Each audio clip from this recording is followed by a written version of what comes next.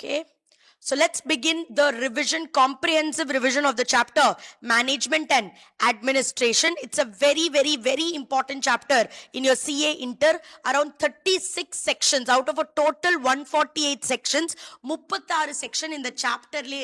So it's a high weighted chapter. Around 4 marks 18 marks maximum in the chapter questions vandirukku. So you cannot afford to lose this, but it's equally interesting and equally easy. I will make sure that you learn all the sections by today's class, right? So starting with in the chapter எங்க இருந்து ஆரம்பிக்குதுன்னா section number 88 ல இருந்து ஆரம்பிச்சு section number 122 வரைக்கும் இந்த chapter இருக்கு.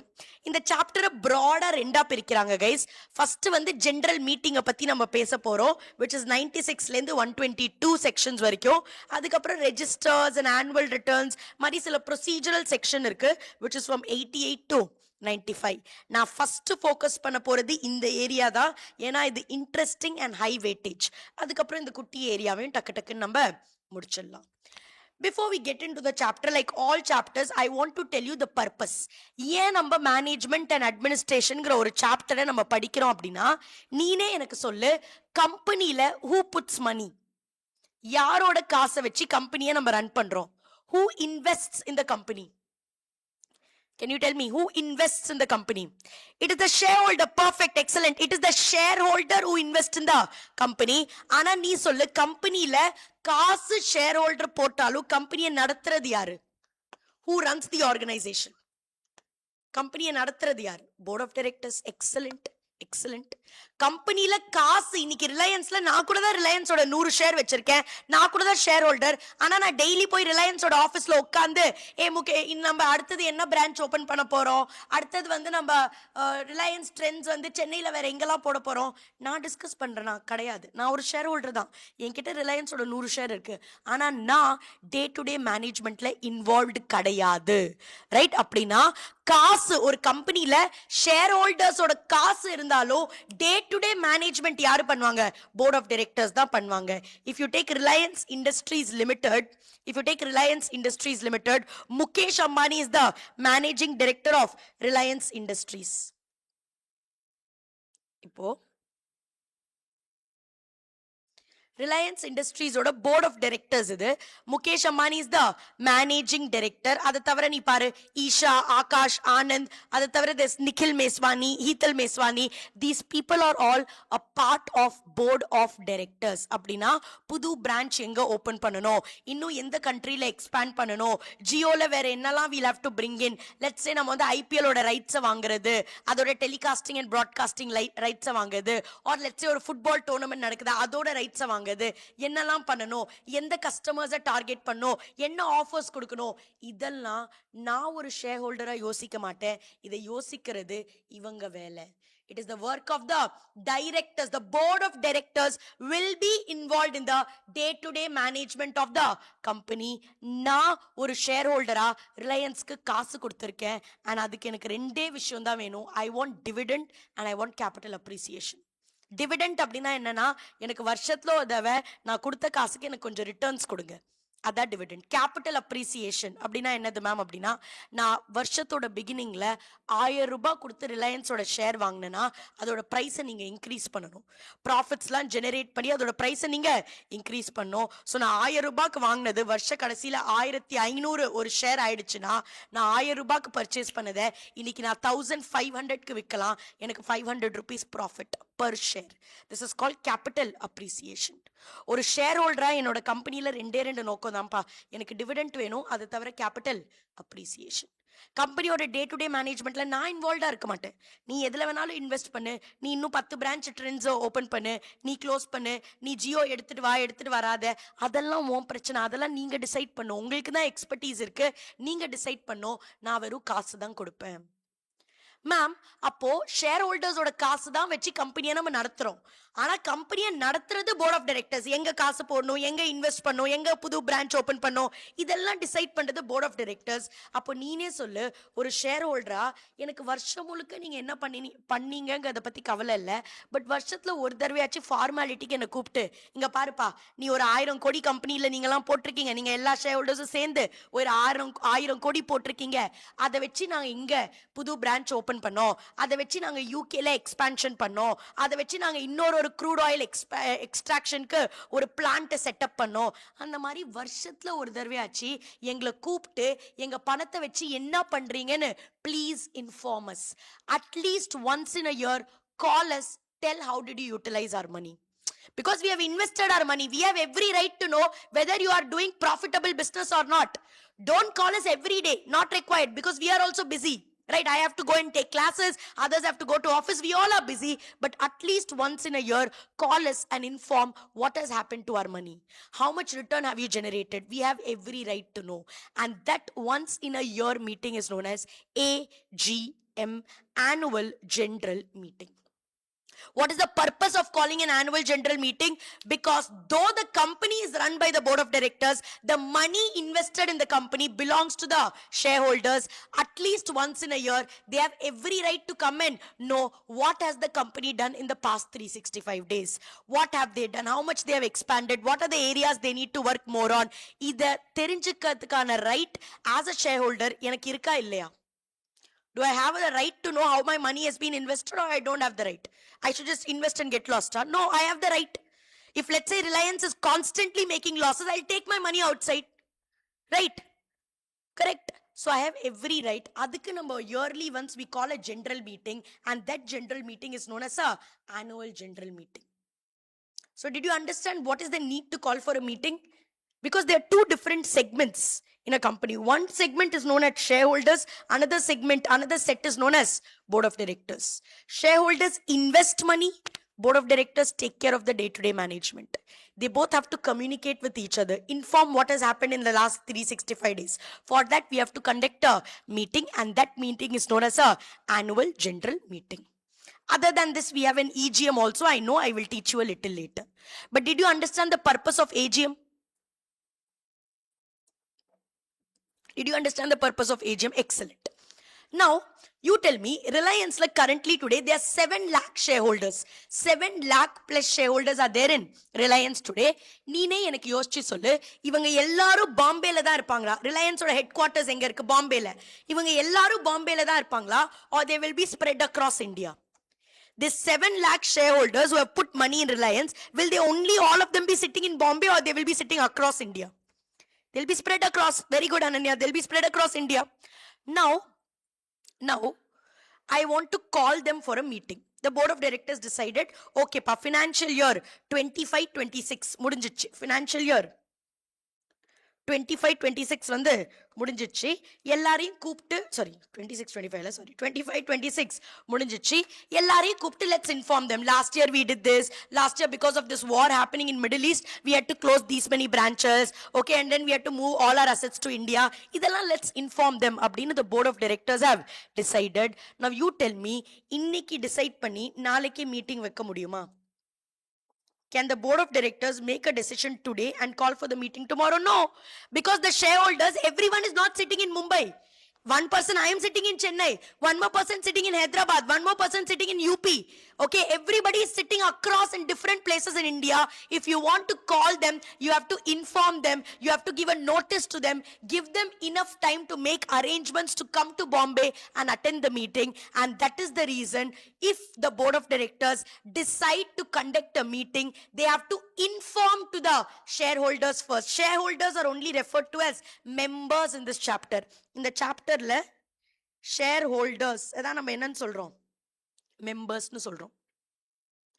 இந்த மெம்பர்ஸ்க்கு நோட்டீஸ் அம்ச்சி, இங்க பாருங்கப்பா, வாங்க, வருஷம் முடிஞ்சிச்சு, நாங்க புக்ஸையும் ஆடிட் பண்ணிட்டோம், வாங்க, let's discuss about what we did in the last 365 days in financial year 25-26 discuss பண்ணலாம், அதுக்கு வாங்க அப்படின்னு கூப்பிடுறோம்.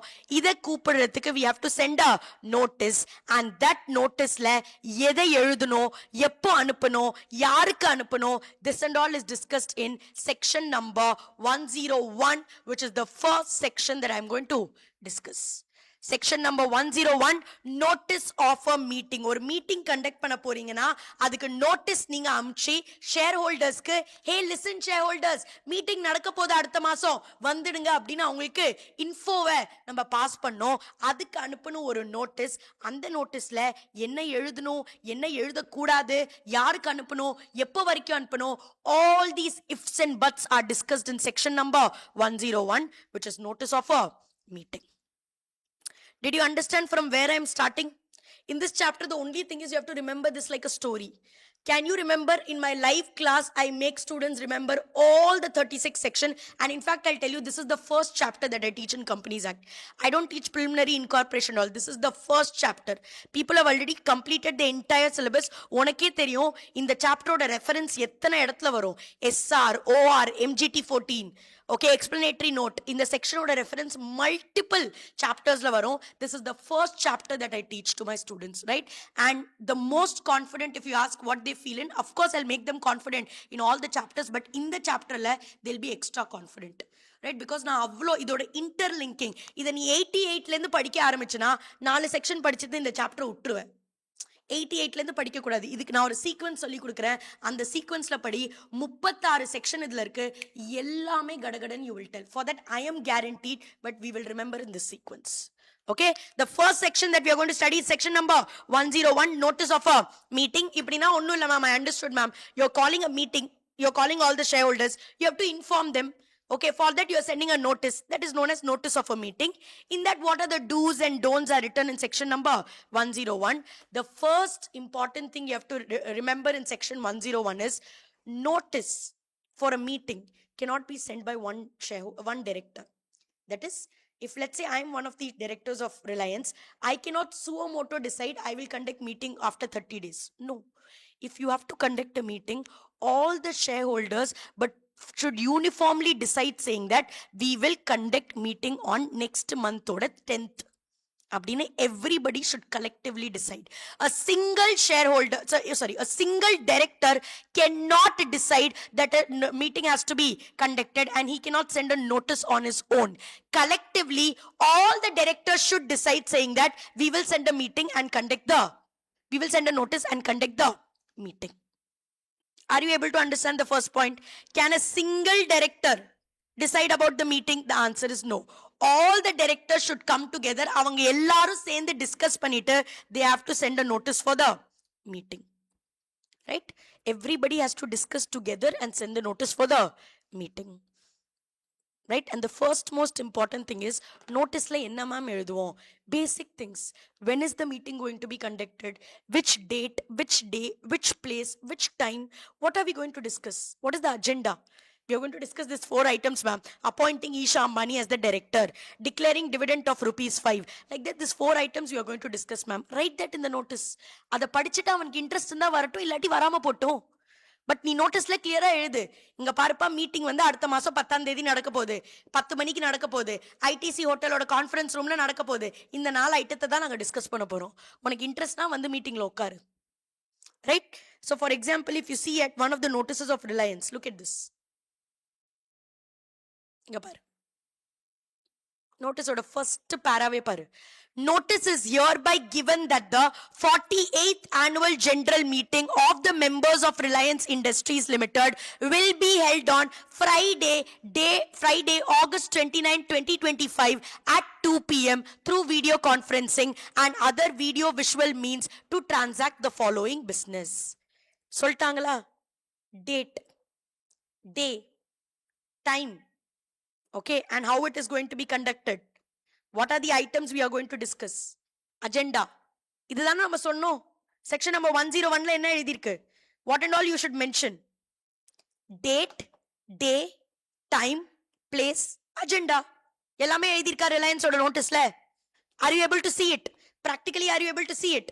If you send a notice, you are supposed to write in that date, day, place, time, agenda. And in the notice யாருக்கு ma'am அனுப்பணும்னா கம்பெனியில் இருக்கிற எல்லா share ஹோல்டருக்கும் அனுப்பணும். Whether he holds 1 share, whether he holds 10,000 shares, whether he has 90% shares, how much ever share a person is holding, if he is a member of Reliance, he should get the notice of a meeting. So notice of a meeting should be sent to every member. It should be sent to every director and auditor of the company. In the meeting you will discuss about the books of accounts. Books of accounts audit பண்ணது யாரு? Auditor. So he should also be sent a notice of the meeting. Meeting நடக்குதுங்கிற நோட்டீஸை members, shareholders க்கு அனுப்பணும், directors க்கு அனுப்பணும், auditors of a company க்கு அனுப்பணும். And in case it's a deceased member, what do you mean by deceased member? What do you mean by a deceased member? Deceased member. A member who is dead. Excellent. Deceased na another. A member who is dead. அப்படி a member is dead அப்படின்னா அவனோட legal representative.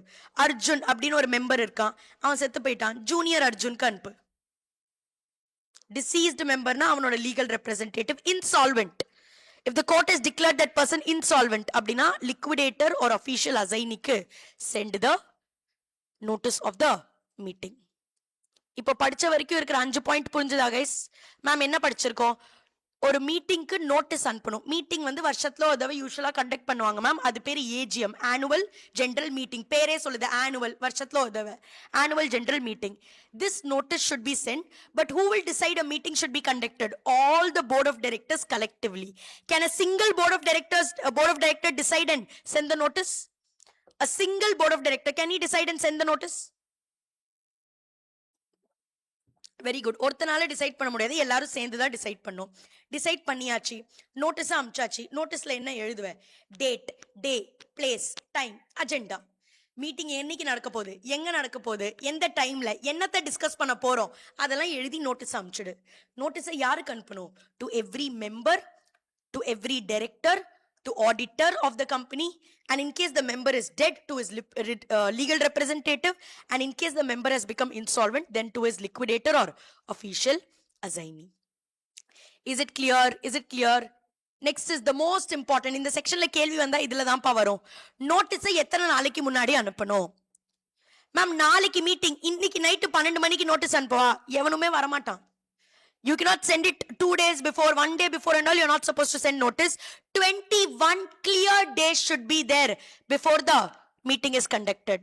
Notice dispatch பண்ண நாளைக்கும் meeting நடக்கிற நாளைக்கும் நடுவுல 21 clear days. Exactly, Mridul. Very good. There should be 21 clear days. What do you mean by clear days, ma'am? 21 days ன்னு எழுதிக்கலாமே, clear ன்னு ஏன் மேம் எழுதுறாங்க? Clear எழுதி they are trying to specify என்னைக்கு நீ அந்த நோட்டீஸ் அனுப்பிச்சியோ and என்னைக்கு மீட்டிங் நடக்க போதோ, those 2 dates are excluded. அதை தவிர நடுவுல எத்தனை நாள் இருக்கணும்? 21 days.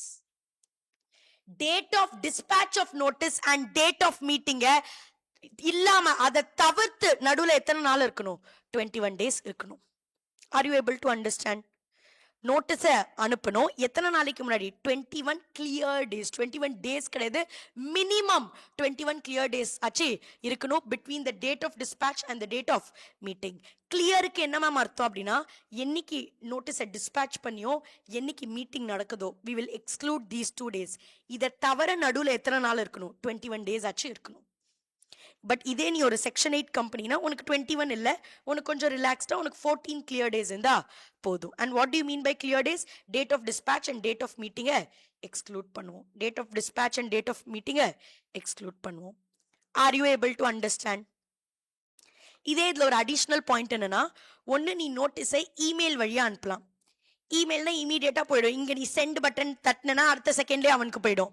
ஆனா நீ இதே போஸ்ட் வழியா அனுப்புறேன்னு வச்சுக்கோ, போஸ்ட் வழியா அனுப்புற அப்படின்னா தே டோல்ட் இந்த 21 கிளியர் டேஸ் நம்ம எங்கேருந்து கவுண்ட் பண்ண ஆரம்பிப்போம்னா, இன்னைக்கு நான் போஸ்ட் அனுப்பிச்சல, இன்னைக்கு எப்படி இருந்தாலும் கவுண்ட் பண்ண மாட்டோம், ஏன்னா டேட் ஆஃப் டிஸ்பேட்ச் கவுண்ட் ஆகாது. இன்னைக்கு விட்டுரு, நாளைக்கு விட்டுரு, நாளானிக்கு விட்டுரு. தட் இஸ் போஸ்ட் அமிச்சு 48 hours கவுண்ட் பண்ணாத, அதுக்கப்புறம் டே 1 கவுண்டிங்ல இருந்து ஸ்டார்ட் ஆகும். அப்படின்னா நீ போஸ்ட்ல அனுப்புறேன்னா போஸ்ட் எல்லாம் யூஸ்வலா ஸ்லோவா தாமா போகும். ஸோ அதனால இன்னைக்கு நீ போஸ்ட் ஆஃபீஸ்ல கொடுத்தாலும் இன்னைக்கே அவங்க கொரியர் அனுப்ப மாட்டாங்க, நாளைக்கு தான் இன்னைக்கு வந்து எல்லாத்தையும் சேர்த்து டிஸ்பேட்ச் பண்ணுவாங்க. So in case you are sending it via post, today you will not anyways count, tomorrow also you will not count, day after tomorrow also you will not count. After that only day 1 the counting will start and the gap should be 21 days. Are you able to understand?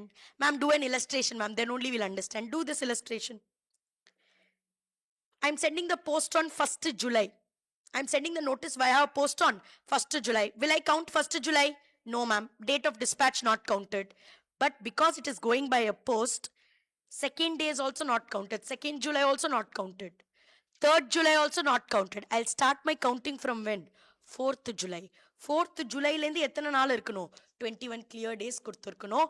அப்போ 24th July தான் 21 clear days முடியுது. அப்போ 25th July or அதுக்கப்புறம் தான் என்ன பண்ணிருக்கலாம்? Meeting வச்சாதான் அது valid meeting, இல்லாட்டி அது ஒரு invalid meeting.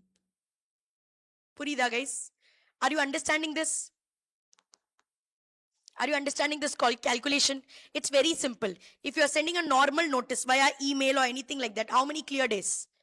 How many clear days? 21 clear days. But in case you are Section 8 company, Section 8, not for profit organization.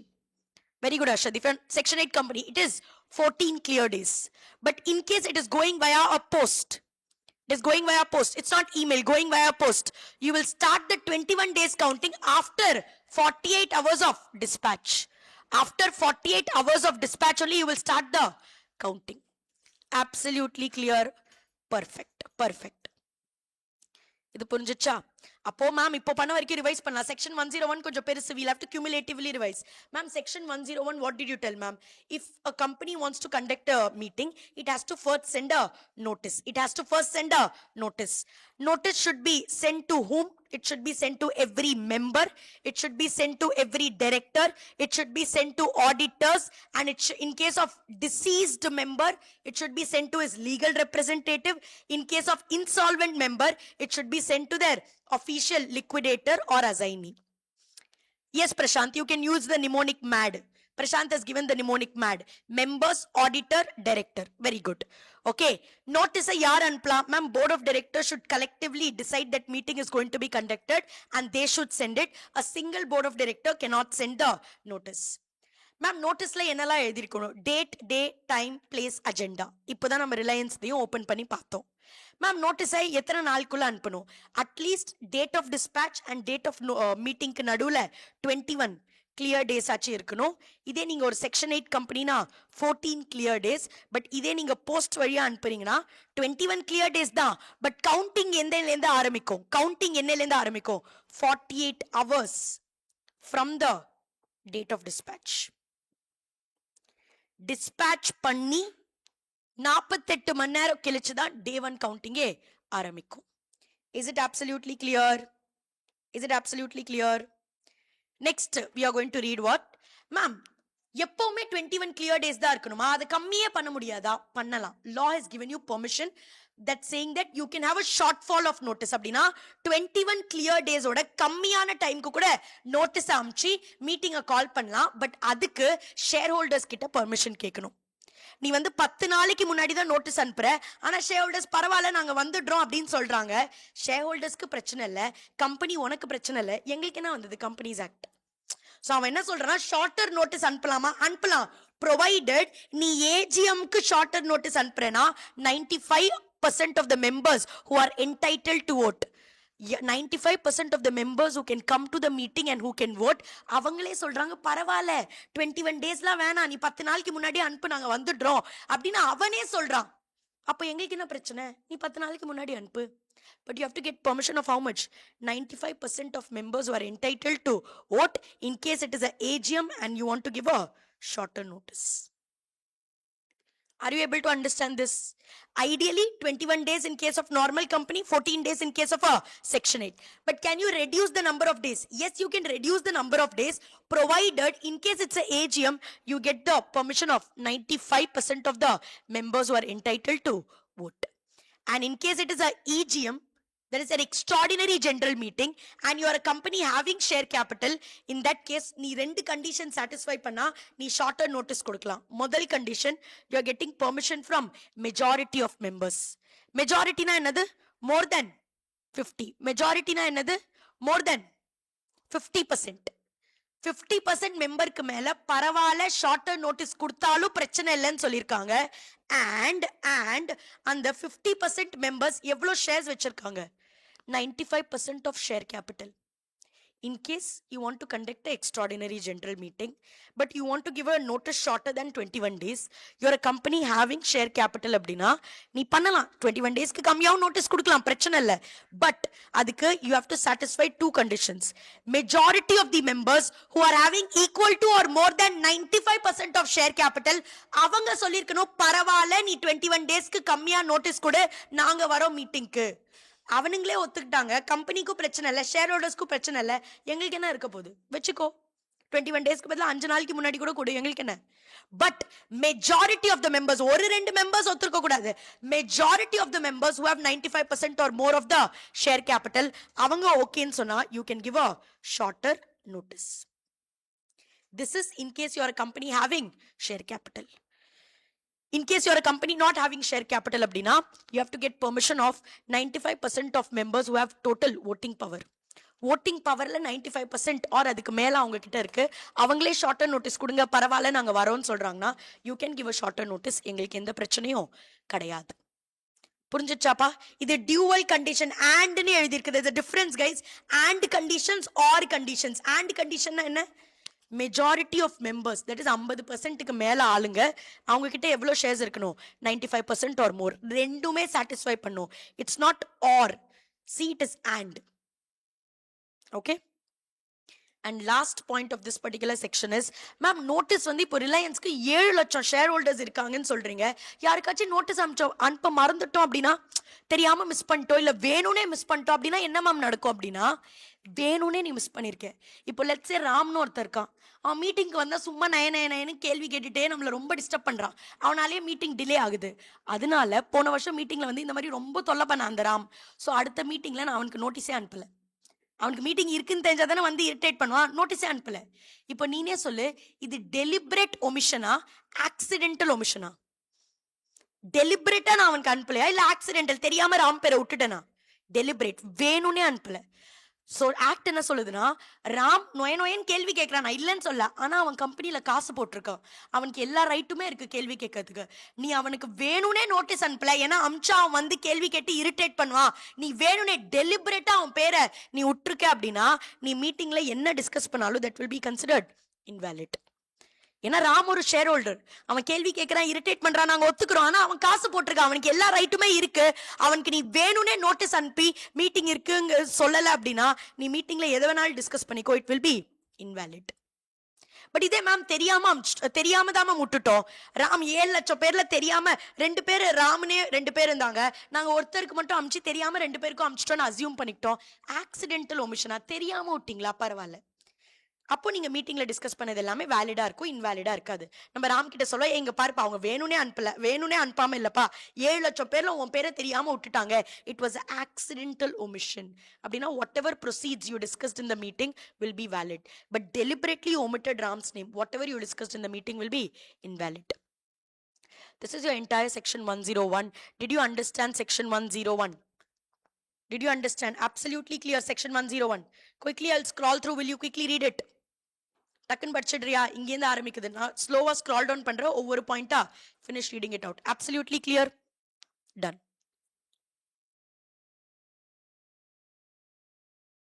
Pranita, exactly, that's what I mean. You should get approval from 51% of the members and they should be having at least 95% of shares. Perfect understanding. I'll quickly hide myself, scroll through, டக்குன்னு படிச்சு முடிச்சிடு இந்த செக்ஷனை.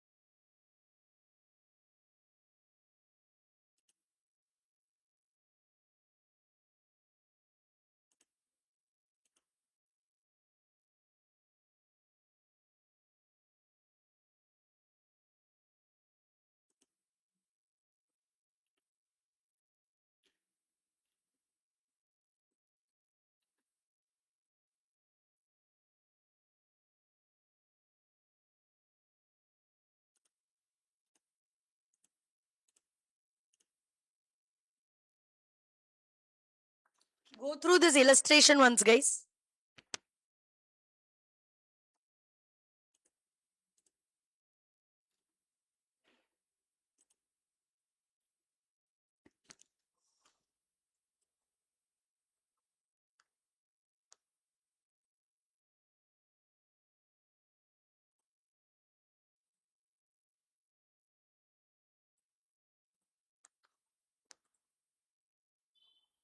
Done.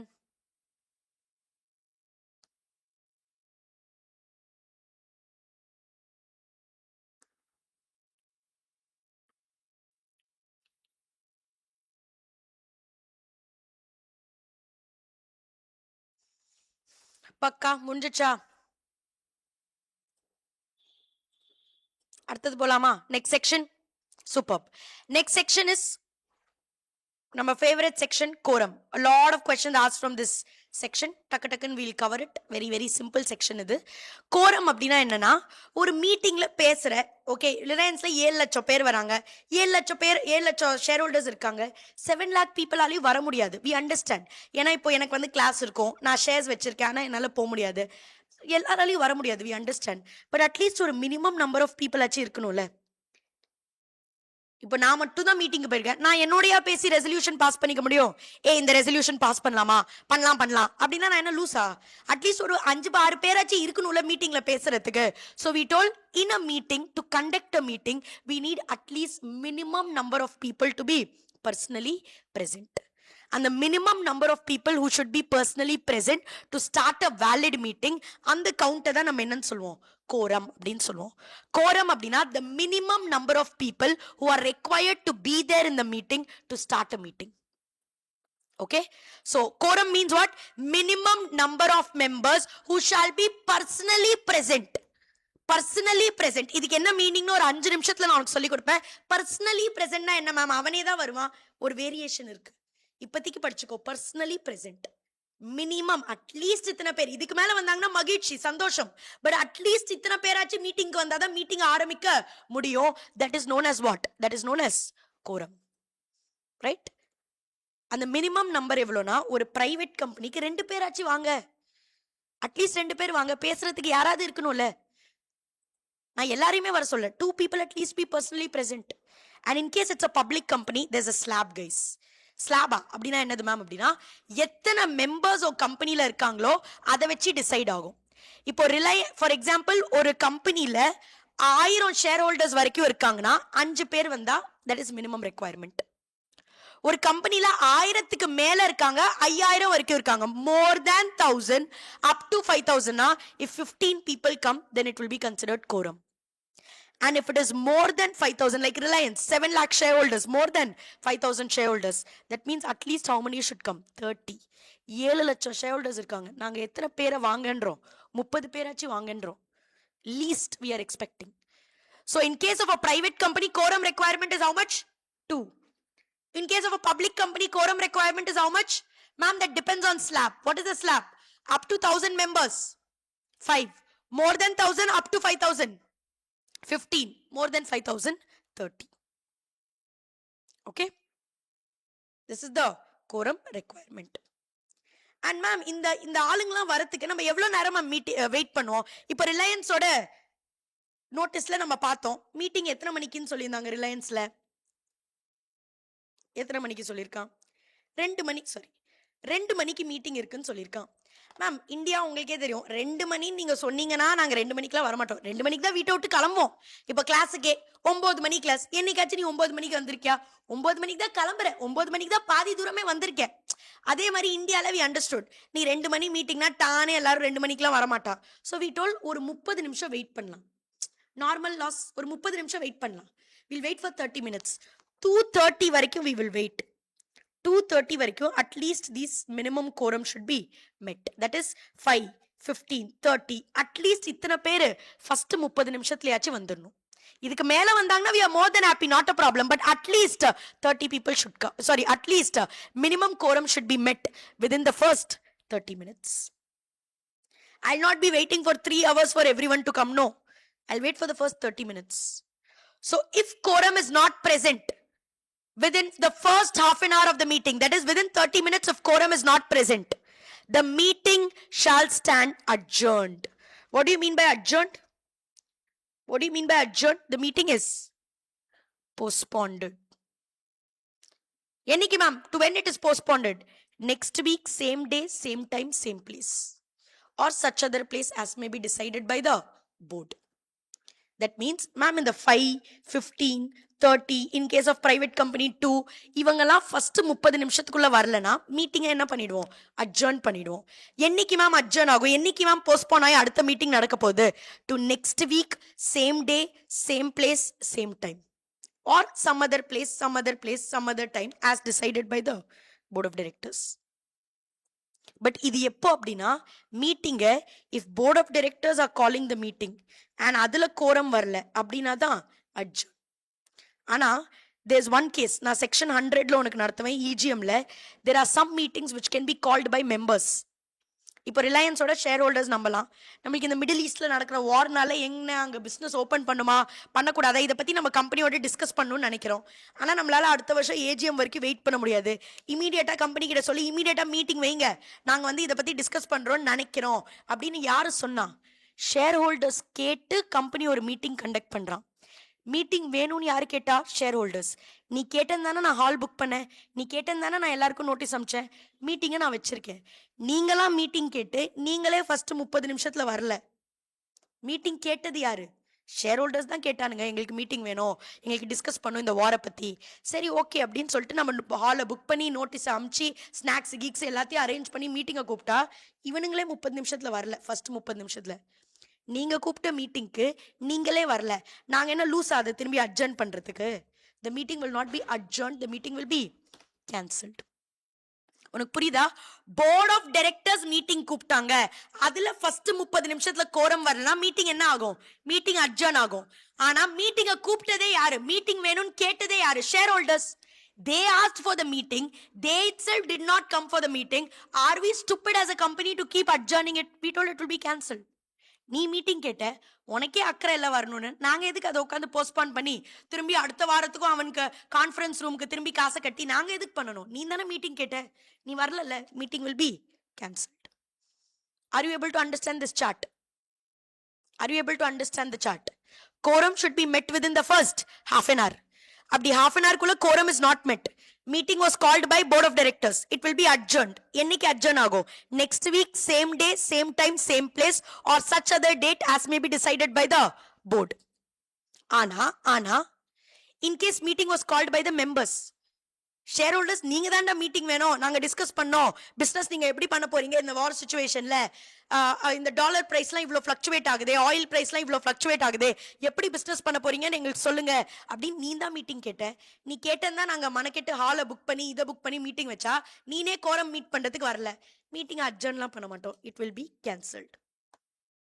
R you able to understand? R you able to understand?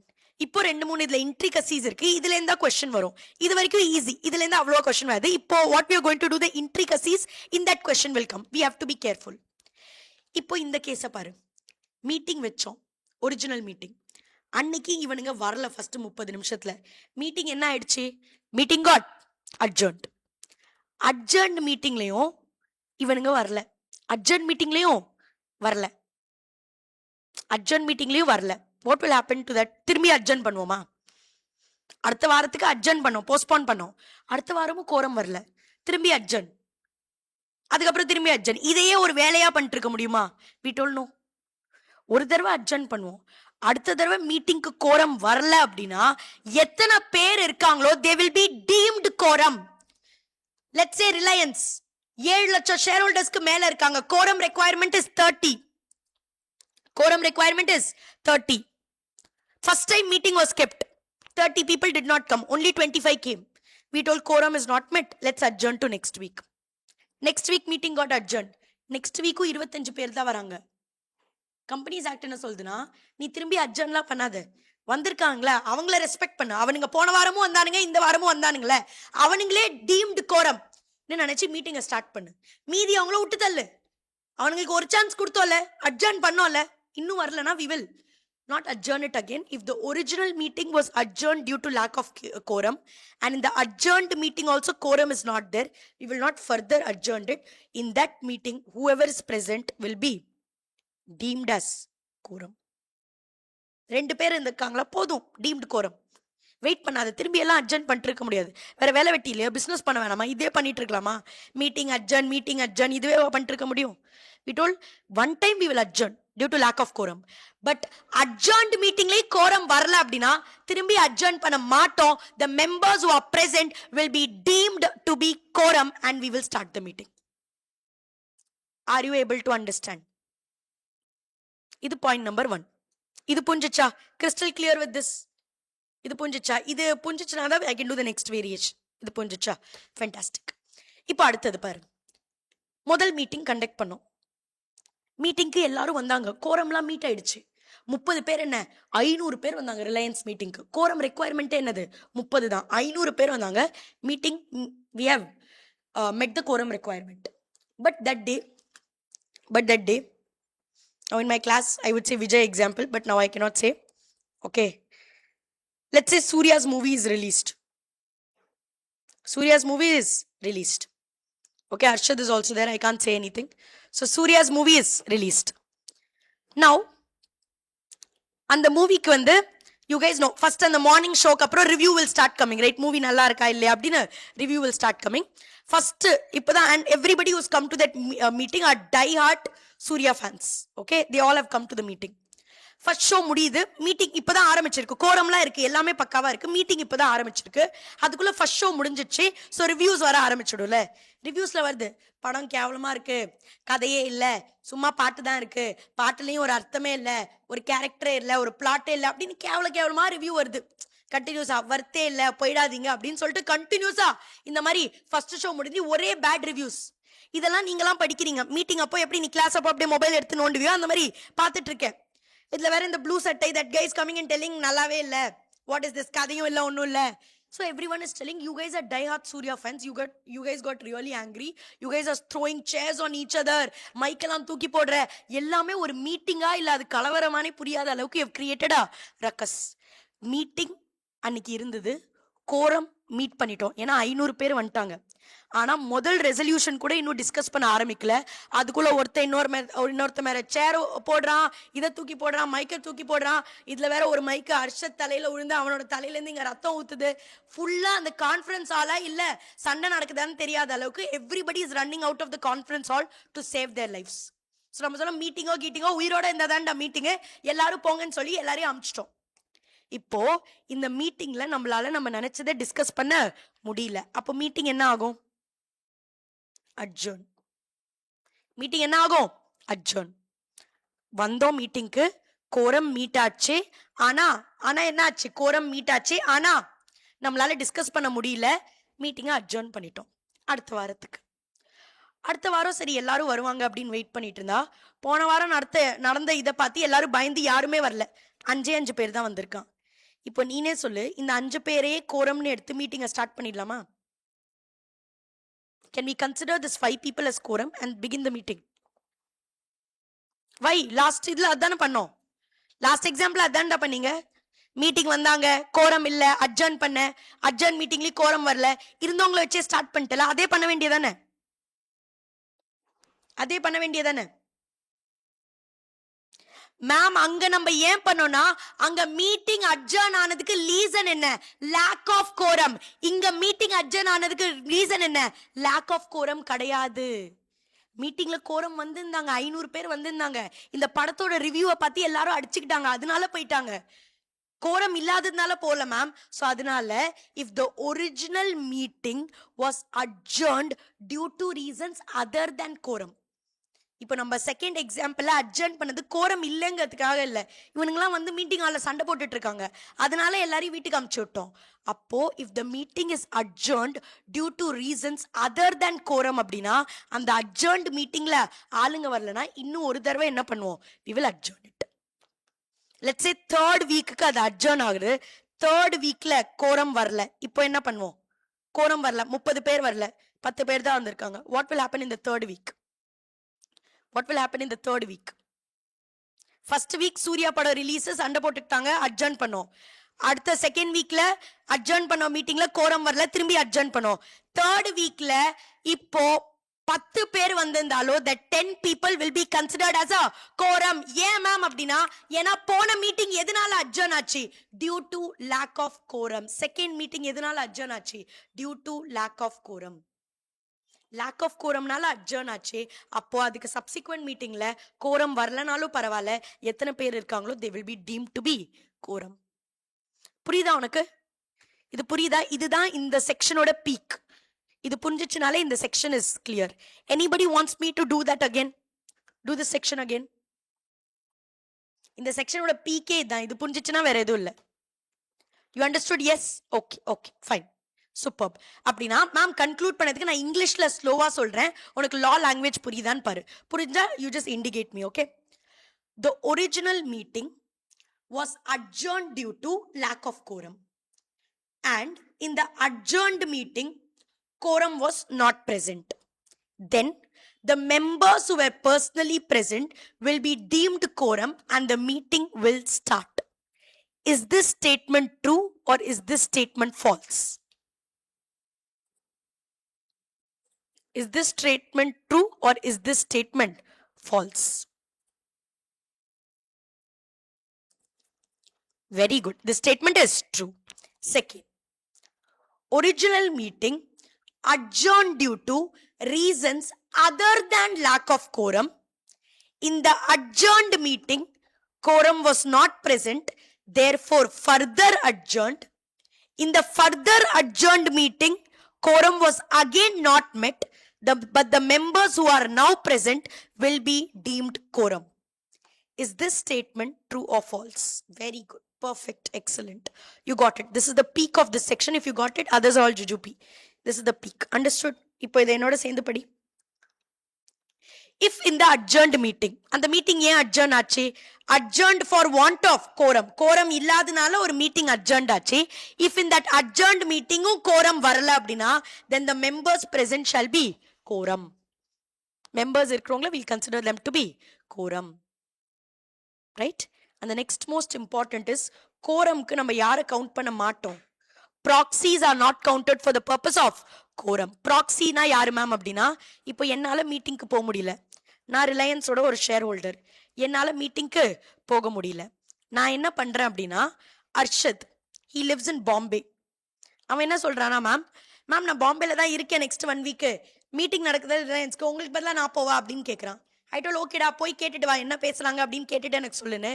எனக்கு பதிலாக நான் அர்ஷத் அனுப்புறேன். Arshad is my proxy. Right? Arshad is my proxy. Ma'am ப்ராக்சியை ஏன் ma'am நீங்க கவுண்ட் பண்ண மாட்டீங்க? ஏன்னா கிளியரா கோரம் செக்ஷன்ல எழுதியிருக்கு, only members who are personally present will be counted. Deepika is not personally present. I appointed a proxy who is attending the meeting on my behalf. Quorum section is very clear, only members who are personally present will be counted. That's the reason proxy are not counted for the purpose of quorum. And the next most important thing who are not counted is preference shareholders. You itself think and tell me, preference shareholders will vote in all resolutions or only in certain resolution? Preference shareholders, will they vote in all resolutions? No. Only specific resolutions they will vote. I'll teach you in this chapter. Only in specific, not in this chapter, it's taught in share capital and debenture. Only specific resolutions they'll vote. So they are not counted for the purpose of quorum. In the 5, 15, 30 requirement, proxies enna maattom, and we will not count preference shareholders. Yes, Prashant, you are exactly correct. Only those resolutions will affect their right. Very good, very good. Okay. And the next point of this section is, நம்மளோட act கோரம் requirement என்ன சொல்லுனா, private கம்பெனிக்கு 2, public கம்பெனிக்கு 5, 15, 30. Okay. But in my articles of association can I increase this 5 to 7? The answer is yes. In my articles of association, can I put stricter provision? Yes. What is this known as? Putting stricter provisions in articles. I'll teach you in chapter number 2, incorporation. It is known as entrenchment. Where you put stricter provisions. It's called entrenchment.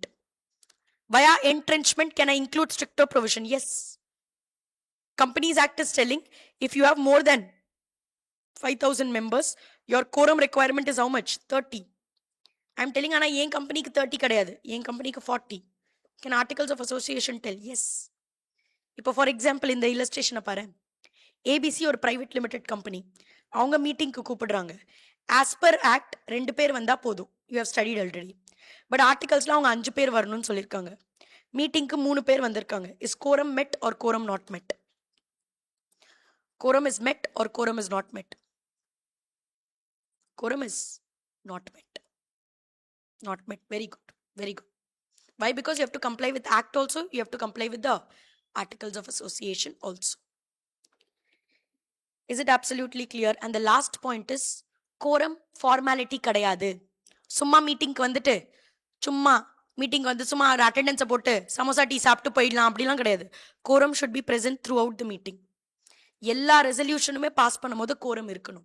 That is அந்த minimum number of members இருக்கணும். இல்லாட்டி அந்த resolution invalid. Ma'am meeting ஆரம்பிக்கும் போது 30 பேர் இருந்தாங்க, அதுக்கப்புறம் போயிட்டாங்க.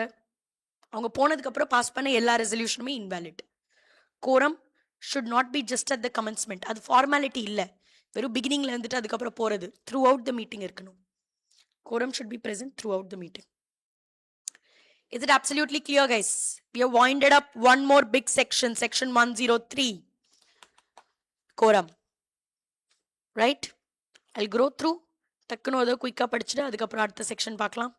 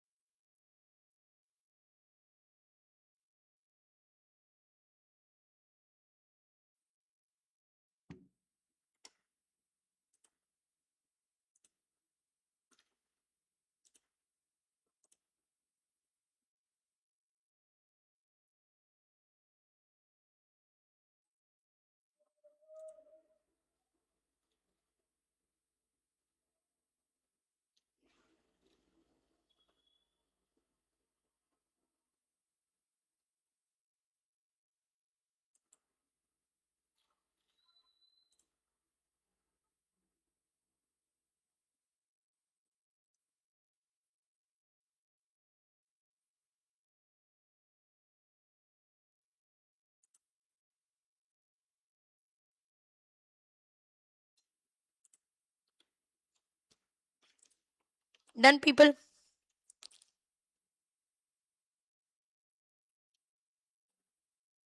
Perfect.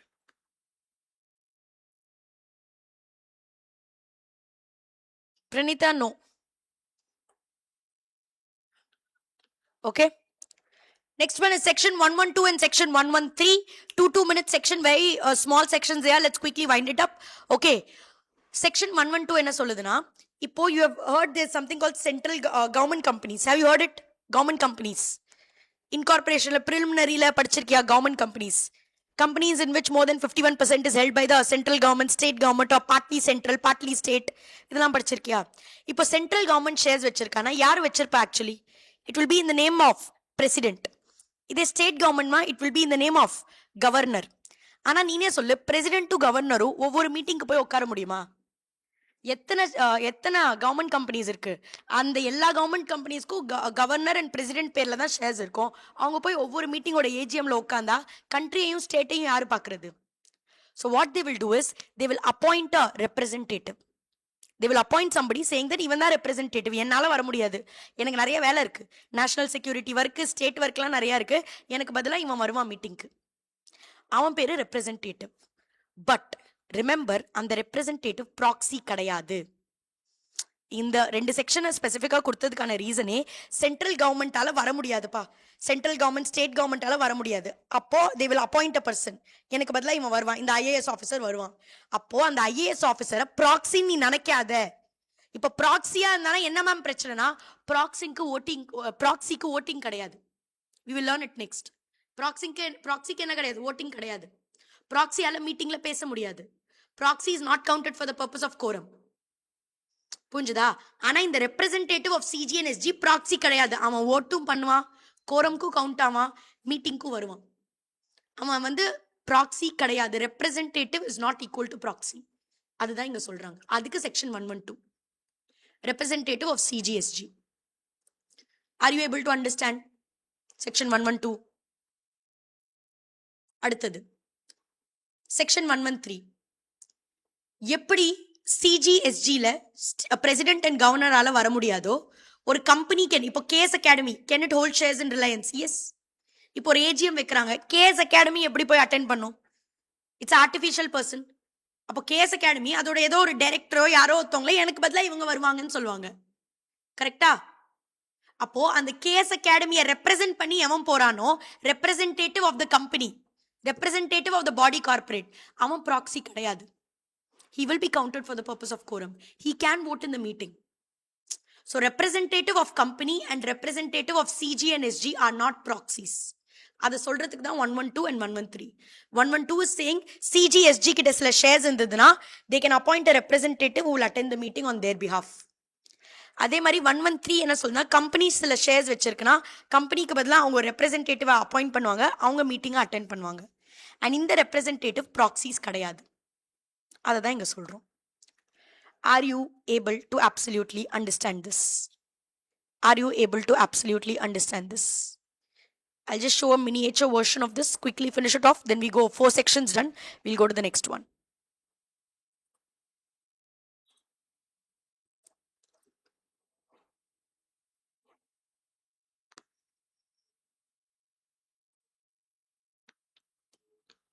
Done.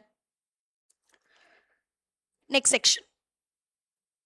Section 105, proxies. Again, a very important section. Proxies na enna appadina, as I told you already, என்னால் ரிலையன்ஸோட மீட்டிங் பாம்பேயில் நடக்குது. என்னால் பாம்பேக்கு போய் மீட்டிங் அட்டென்ட் பண்ண முடியாது, பிகாஸ் எனக்கு கிளாஸ் இருக்குது, நிறைய வேலை இருக்குது. பட் எனக்கு மீட்டிங்கில் என்ன நடக்குதுங்கிறத பற்றி தெரிஞ்சுக்கணுன்னு ஆசையாக இருக்குது. ஸோ நான் என்னோட ஒரு ஆளை அனுப்புகிறேன். ஐம் டெல்லிங் அர்ஷத், நீ பாம்பேயில் தானே இருக்க, சாட்டர்டே தானே மீட்டிங், உனக்கு ஆஃபீஸ் லீவ் தானே, நீ போய் எனக்கு பதிலாக அட்டென்ட் பண்ணுறியா அப்படின்னு அவனை அப்பாயிண்ட் பண்ணி அவனை அனுப்புகிறேன். Then Arshad will be called as my proxy. Companies act என்ன சொல்லுதுன்னா, எவ்ரி மெம்பர் யாருக்கிட்டலாம் கம்பெனியோட ஷேர் இருக்கு, யாருக்கெல்லாம் கம்பெனியில ஓட் பண்றதுக்கான ரைட் இருக்கோ, he has one more right. அவனுக்கு பதிலா வேற யாராவது ஒருத்தனை அப்பாயிண்ட் பண்ணி எனக்கு பதிலா நீ மீட்டிங்க்கு போ அப்படின்னு சொல்லலாம், எனக்கு பதிலா நீ ஓட் பண்ணு அப்படின்னு சொல்லலாம். இன் சம் கேசஸ் அவன் பேரு என்னது? Proxy. Any member who is entitle to vote and attend the general meeting. எந்த ஷேர் ஹோல்டருக்கு ஓட்டிங் ரைட்ஸ் இருக்கு, எந்த ஷேர் ஹோல்டருக்கு ஜென்ரல் மீட்டிங் அட்டென்ட் பண்றதுக்கான ரைட்ஸ் இருக்கோ அவனுக்கு இன்னொரு ரைட்டும் இருக்கு. அவனுக்கு பதிலாக வேற யாராவது ஒருத்தனை அப்பாயிண்ட் பண்ணலாம். அந்த வேற யாராவது ஒருத்தனோட பேர் என்னது? His name is proxy. Right? And ப்ராக்சியை நம்ம அப்பாயிண்ட் பண்ணுவோம் த்ரூ ஃப்ரம் MGT 11. MGT 11ல என்ன மேம் எழுதுவோம்? நான் தீபிகா, எனக்கு பதிலாக இந்த பையன் வரப்போறா, இவன் இந்த மீட்டிங் அட்டென்ட் பண்ண போறா அப்படின்னு நான் வந்து ஃபார்மை ஃபில் பண்ணும். அந்த ஃபார்ம் பேர் என்னது? MGT 11. போன சாப்டர்ல நிறைய ஃபார்ம்ஸ் கிடையாது, இந்த சாப்டர்ல இருக்கு. MGT ஃபார்மோட பேர் எப்படி இருக்கும்? சாப்டரோட பேர் வச்சு ஃபார்மோட பேர் இருக்கும். MGTனா மேனேஜ்மெண்ட் அண்ட் அட்மினிஸ்ட்ரேஷன் சாப்டரோட 11th ஃபார்ம் MGT 11.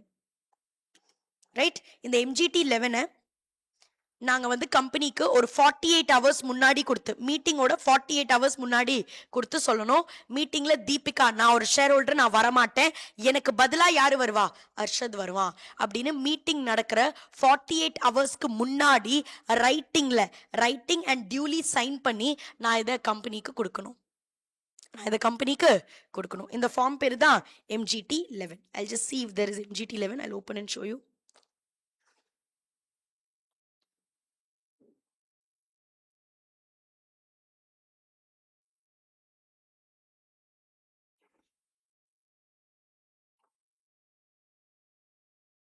ஒரு வெயிட், அதுக்கு என்ன 2 minutes ஓப்பன் பண்ணிடலாம்.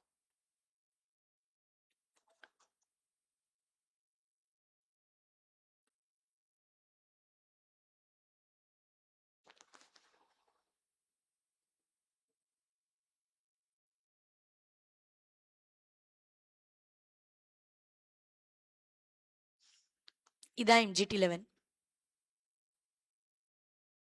இதில் என்ன எழுதியிருக்கு பாரு. இது actually I hate it bro. I filled it also. Live class I showed my students. ஃபுல்லாக ஃபில் பண்ணி இப்படி தான் பண்ணணும்லாம் காட்டினேன். இதில் இருக்கான்னு பார்க்கலாம்.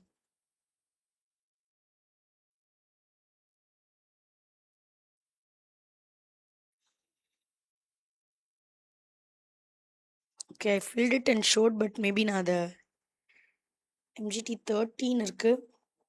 சரி, ப்ராபபிளி டெலீட் பண்ணிட்டேன்னு நினைக்கிறேன். சரி, பரவாயில்ல.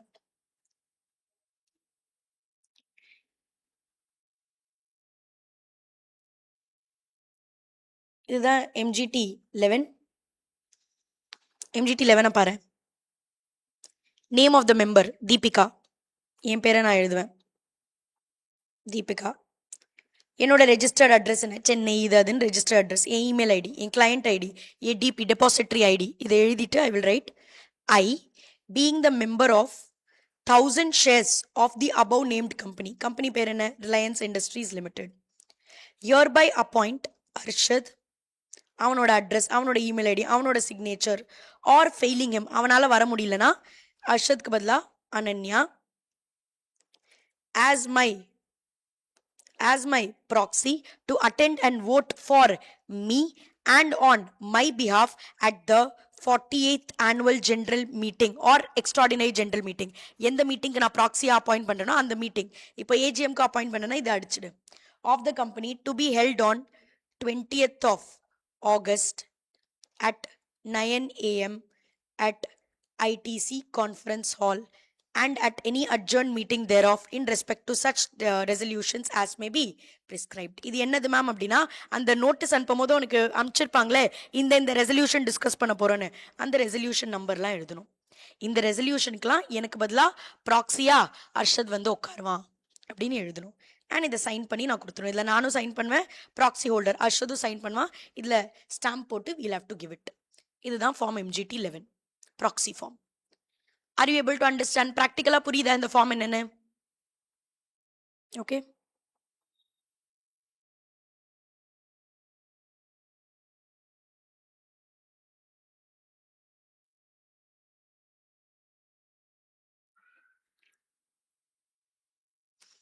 ஸோ மீட்டிங்க்கு என்னால் ஃபிசிக்கலாக என்னால் பர்சனலாக போக முடியல அப்படின்னா I can appoint a person. அவனோட பேர் தான் என்னது, proxy.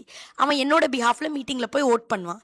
Any share holder who is entitle to vote and who is entitle to attend the meeting is also entitle to appoint a person as the proxy. இந்த ப்ராக்ஸியை நான் இவனை தான் ப்ராக்ஸியாக appoint பண்ணியிருக்கேன்னு 48 மணி நேரத்துக்கு முன்னாடி கம்பெனி கிட்ட சொல்லணும்.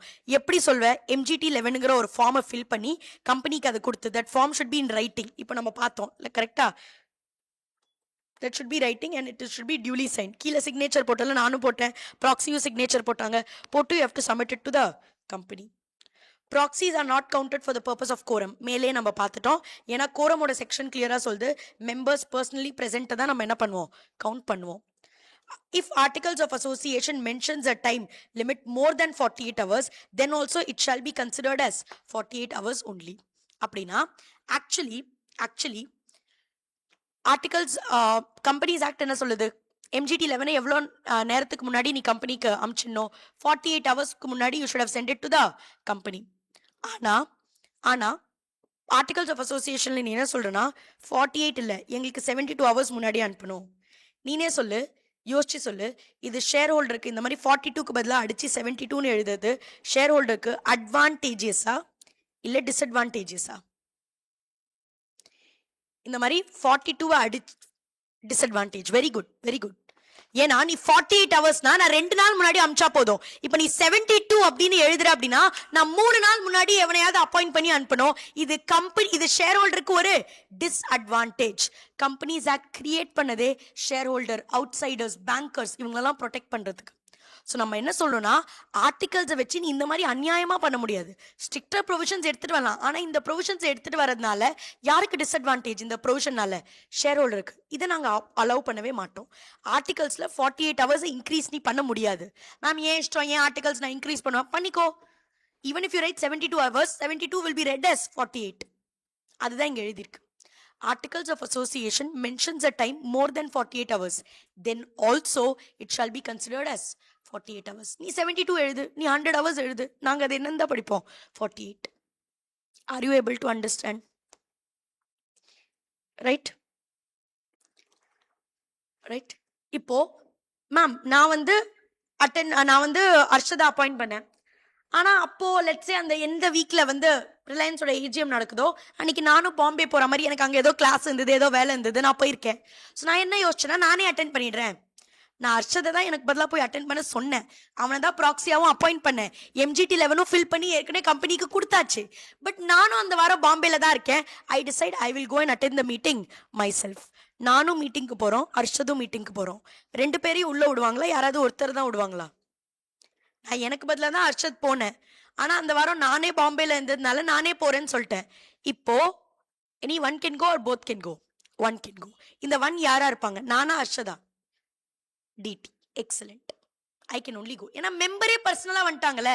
மெம்பரே பர்சனலா வந்துட்டாங்க அப்படின்னா the proxy was appointed will be automatically revocated. அவனை அப்பாயின்மெண்ட் பண்ணது automatically it will be taken back. அதுதான் next point. Member and his proxy both attend the meeting, then the member's vote will be counted. It will act as a automatic revocation of the proxy.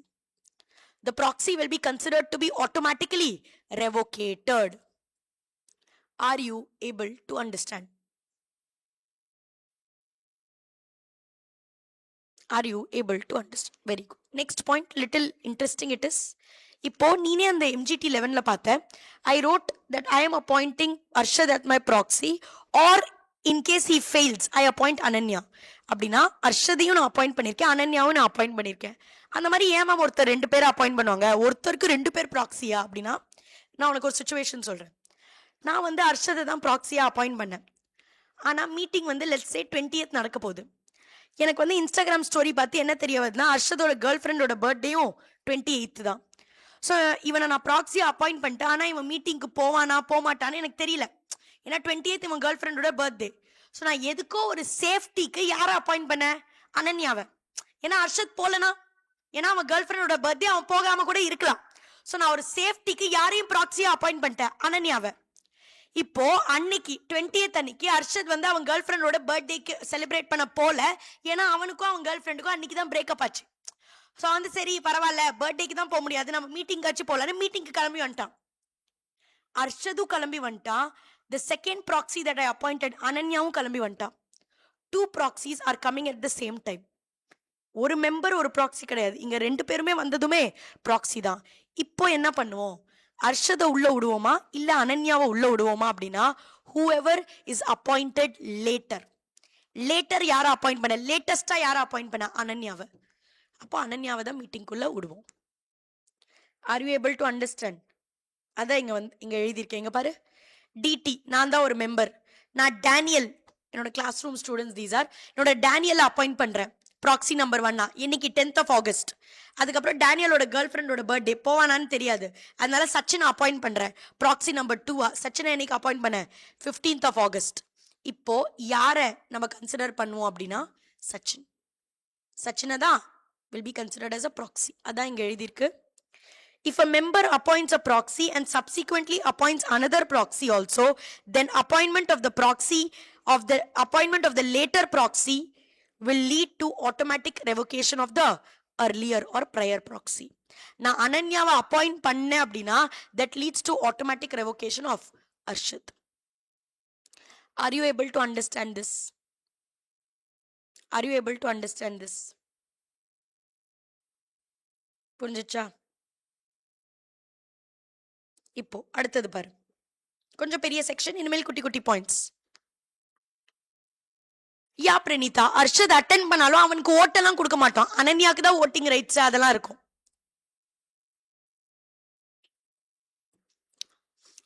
Arshad allow பண்ண மாட்டோம். ஓகேவா? இப்போ இங்க பாரு, அடுத்தது இப்போ கொஞ்சம் மிஸ்லேனியஸ் பாயிண்ட்ஸ் இருக்கு. Every member who is entitled to vote at the meeting shall be entitled to inspect the proxy form. இப்போ நான் ஒருத்தனை ப்ராக்ஸியா அப்பாயிண்ட் பண்ணியிருக்கேன். ரிலையன்ஸ்ல ஒரு 7 லட்சம் பேர் ஷேர் ஹோல்டர்ஸா இருக்காங்க. ஒரு ஷேர் ஹோல்டர் பழைய தாத்தா வந்தாரு. அவர் வந்து கம்பெனி கிட்ட என்ன சொல்றாருன்னா, எனக்கு யாரெல்லாம் ப்ராக்ஸியா அப்பாயிண்ட் பண்ணாங்க அந்த ஃபார்மை காட்டு அப்படின்னு சொல்றாங்க. அந்த மாதிரி ஃபார்ம்ஸை வேற யாருக்காச்சும் எடுத்து காட்டலாமான்னா காட்டலாம். Every member of a company has the right to inspect the proxy form. யாராவது சில பேர் இருப்பாங்களா, பெரிய கேஷ்யூ நட் மாதிரி, கம்பெனி ஒழுங்கா வேலை செஞ்சுதான் நான் பாக்குறேன், கம்பெனி வந்து 28 ஹவர்ஸ்க்கு முன்னாடி தான் எல்லா ஃபார்மும் வந்துச்சா நான் செக் பண்றேன் அப்படின்னு சில பேர் இருப்பானுங்களா, வேலை வெட்டி இல்லாம. அவனுக்கு அந்த வேலையே கிடையாது, சும்மா செய்வான். அந்த மாதிரி ஏதோ ஒரு பெரிய தாத்தா இருக்காருன்னு வச்சுக்கோ, வந்துட்டு எனக்கு வந்து நீ கொடுங்க, நானும் ரிலையன்ஸோட ஷேர் ஹோல்டர் தான், நான் ப்ராக்ஸி ஃபார்ம்லாம் கரெக்டா ஃபில் ஆயிருக்கான்னு பார்க்கணும் அப்படின்னு இன்ஸ்பெக்ட் பண்ணலாமானா பண்ணலாம். Every member who is entitled to vote has a right to inspect the proxy form. ஆனா நீ வரப்போற, இன்ஸ்பெக்ட் பண்ண போற அப்படின்னா எங்களுக்கு தகவல் கொடு. அட்லீஸ்ட் 3 days முன்னாடியாச்சு எங்களுக்கு நீ இன்ஸ்பெக்ஷனுக்கு வரப்போறேன்னு நோட்டீஸ் கொடு. அப்பதான் நாங்க எல்லாத்தையும் ரெடியா வைப்போம். அண்ட் இன்ஸ்பெக்ஷன் என்னையில இருந்து ஆரம்பிக்கும்? 24 hours before the meeting. இன்ஸ்பெக்ஷனுக்கு வரப்போறேங்கிறத 3 நாளைக்கு முன்னாடி சொல்லணும். இன்ஸ்பெக்ஷனுக்கு எப்போ வரணும்? மீட்டிங் நடக்கிற 24 ஹவர்ஸ்க்கு முன்னாடில இருந்து இன்ஸ்பெக்ஷன் ஆரம்பிச்சு மீட்டிங் முடிகிற வரைக்கும் நீ ப்ராக்ஸி ஃபார்ம்ஸை என்ன பண்ணலாம்? இன்ஸ்பெக்ட் பண்ணலாம். மேம் மீட்டிங் முடிஞ்சதுக்கு அப்புறம் இன்ஸ்பெக்ட் பண்ண முடியாதா? மீட்டிங் முடிஞ்சதுக்கு அப்புறம் இன்ஸ்பெக்ட் பண்ணி என்ன யூஸ் இருக்கு? இப்போ லெட்ஸ் சே தீபிகா, நான் அர்ச்சத ப்ராக்ஸின்னு அப்பாயிண்ட் பண்ணேன், ஃபார்மை ஒழுங்கா ஃபில் பண்ணல, மீட்டிங்கே முடிஞ்சிச்சு, இனிமேல் இதை கண்டுபிடிச்சி நீ என்ன பண்ண போற? அர்ஷத் வந்துட்டான், ஓட் பண்ணிட்டு போயிட்டான், இதை கண்டுபிடிச்சி நீ என்ன பண்ண போற? ஒண்ணுமே பண்ண போகுது இல்ல. புரியுதா உனக்கு? அப்போ மீட்டிங்கோட ப்ராக்ஸி ஃபார்மை மெம்பர்ஸால இன்ஸ்பெக்ட் பண்ண முடியுமா? இன்ஸ்பெக்ட்னா செக் பண்ண முடியுமா? தாராளமா செக் பண்ணலாம், பிரச்சனை இல்லை. ஆனா செக் பண்ண போற உனக்கு இன்டென்ஷன் இருக்குன்னா எங்களுக்கு 3 நாள் முன்னாடி சொல்லு. மீட்டிங் நடக்கிற 3 நாள் முன்னாடி சொல்லு. அப்பதான் நாங்க எல்லாத்தையும் அரேஞ்ச் பண்ணி வைக்க முடியும்.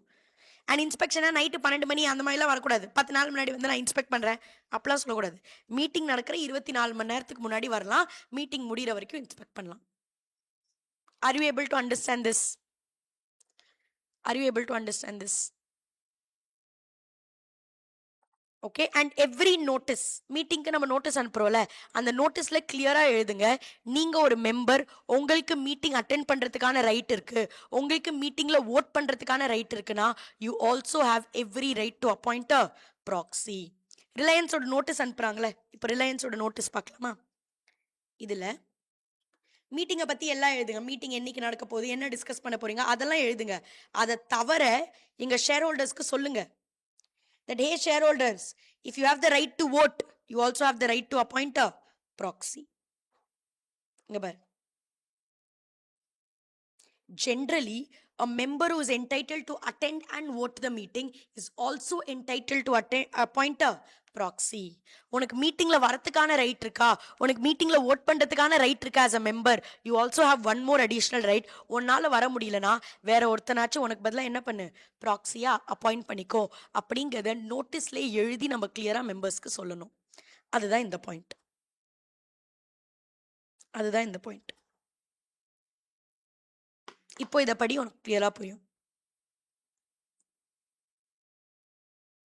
Every notice shall include a statement. இப்போ நம்ம ரிலையன்ஸோட நோட்டீஸ் படிச்சோமா, அதுல ஒரு ஸ்டேட்மெண்ட் இருந்தது. ஸ்டேட்மெண்ட்ல என்ன எழுதி இருந்தது?